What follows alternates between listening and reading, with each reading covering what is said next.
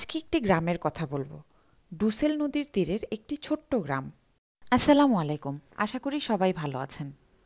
Düsseldorf নামের মাছ ধরার এই ছোট্ট গ্রামটি আজ জার্মানির সবচেয়ে আধুনিক শহরগুলোর একটি। 1159 সালে জায়গাটি প্রথম ইতিহাসে আসে। তখন ছিল এটি একটি মাছ ধরার গ্রাম। তারপর এক যুদ্ধ আসে 1288 সালে, ব্যাটল অফ ওয়ারিঙ্গেন।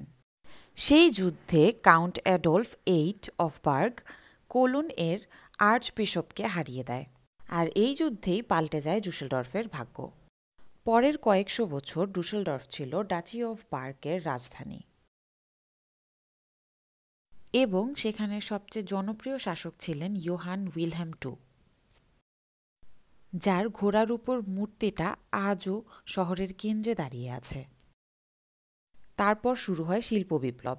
লোহা, যন্ত্রপাতি, রাসায়নিক শিল্প সবকিছু দ্রুত বাড়তে থাকে। ডুসেলডর্ফ হয়ে ওঠে উত্তর রাইন ওয়েস্টফালিয়ার শিল্পকেন্দ্র।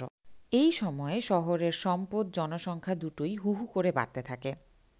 দুঃখজনকভাবে দ্বিতীয় বিশ্বযুদ্ধের সময় শহরের প্রায় 90% ধ্বংস হয়ে যায়। কিন্তু জার্মানরা হাল ছাড়েনি। যুদ্ধ শেষে ডুসেলডর্ফকে নতুন রাজ্য নর্থ রাইন ওয়েস্টফালিয়ার রাজধানী বানানো হয় 1946 সালে।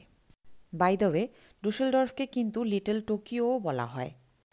ইমারমান স্ট্রাসে নামক এই এলাকাটি একেবারে জাপানের টোকিওর মতো দেখতে। এই শহরে আছে জার্মানির সবচেয়ে বড় জাপানিজ কমিউনিটি। এখানে প্রতি বছর জাপান ডে পালন করা হয়।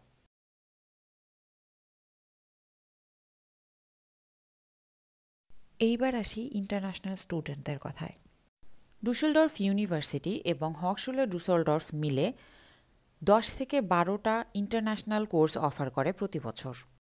ব্যাচেলরের জন্য 3 থেকে 4টা কোর্স, আর মাস্টার্সের জন্য 8 থেকে 9টা কোর্স। আর বিভিন্ন কমিউনিটির মানুষ এখানে থাকায় ইংলিশ স্পিকারদের জন্য এখানে চাকরির সুবিধা আছে। আজ এই পর্যন্তই। সবাই ভালো থাকবেন, সুস্থ থাকবেন। আল্লাহ হাফেজ।